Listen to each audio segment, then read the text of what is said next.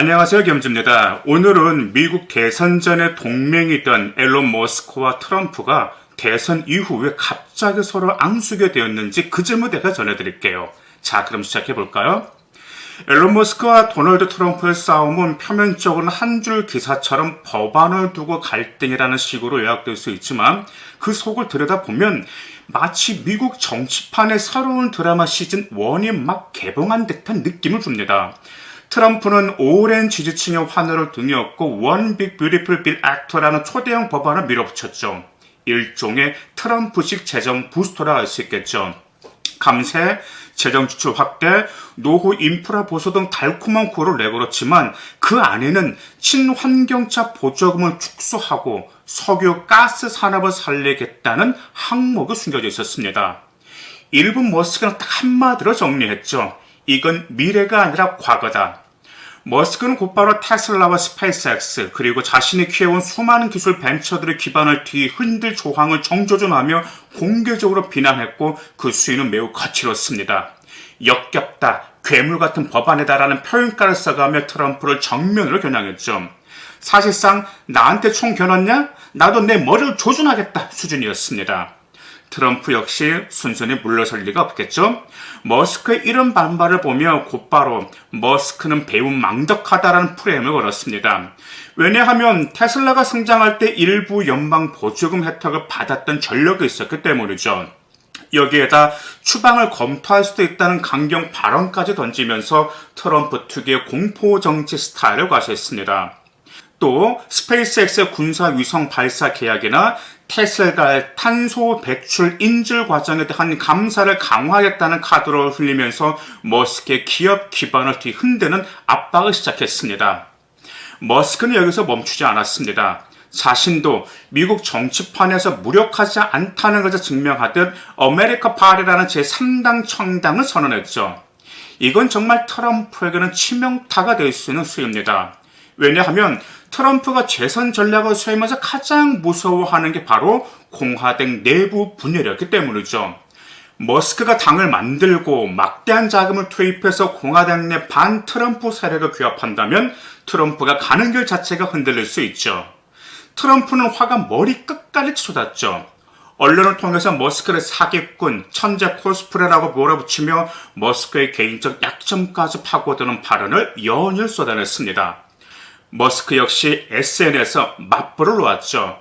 트럼프의 성추문, 재단 자금 사용 문제, 심지어 음모론적인 에프스타인과 연루 의혹까지 언급하며 정면 돌파를 시도했습니다.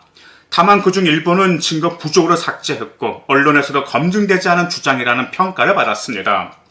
이렇게 서로 난타전을 이어가면서도 머스크는 여전히 아메리카 파리의 조직 구성을 계속하고 있고 트럼프는 머스크가 보유한 테슬라 스페이스X의 약점을 찔러가며 흔드는 중이죠. 두 사람 모두 멈출 기색은 전혀 없고 한 채 양보도 보이지 않고 있죠. 자, 그렇다면 앞으로 어떤 일이 벌어질까요? 첫째, 머스크의 아메리칸 파리가 실제로 어느 정도의 세력을 갖추느냐가 핵심 변수가 될 것입니다. 테슬라, 스페이스X, 스타링크 같은 혁신 브랜드를 통해 쌓아온 머스크의 팬덤은 상당하죠. 머스크가 그 팬덤을 정치 세력으로 바꿔낼 수 있다면 미국 역사상 보기 드문 억만장자 정치 혁명이 현실될 수도 있습니다. 둘째, 트럼프가 머스크를 보복 차원에서 실제로 제재하거나 테슬라 스페이스X에 대한 계약을 끊어버린다면 세계 경제에도 파장이 클 것입니다. 예를 들어서 스페이스X가 발사하는 위성에는 미군의 통신과 안보를 책임지는 위성도 포함되어 있기 때문에 이를 두고 트럼프가 협박하거나 압박한다면 안보 리스크가 커질 수밖에 없죠. 셋째, 머스크의 정치적 움직임은 민주당에게도 기회가 될 것입니다.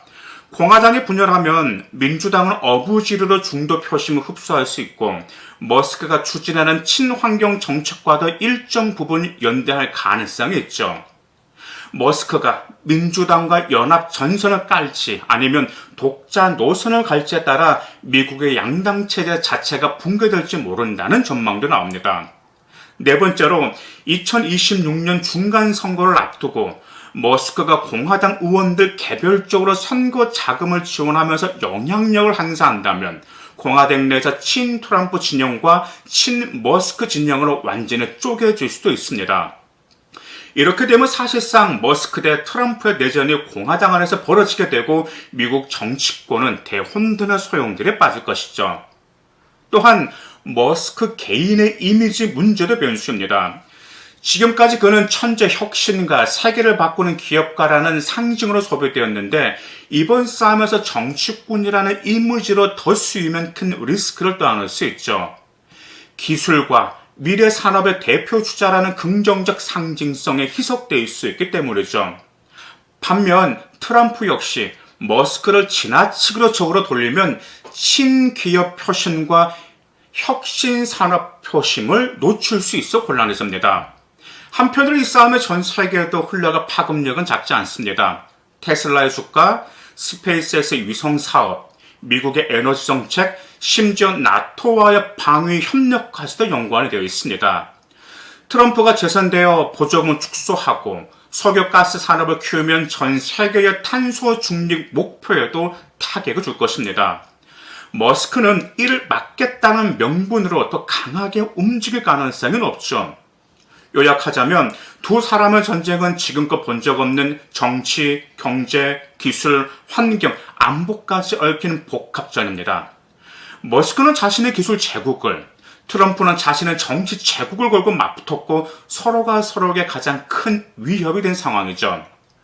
앞으로 수개월, 수년 동안 이 싸움이 어떤 결말로 이어질지는 그 누구도 예측하기 어렵습니다. 다만 한 가지는 분명합니다.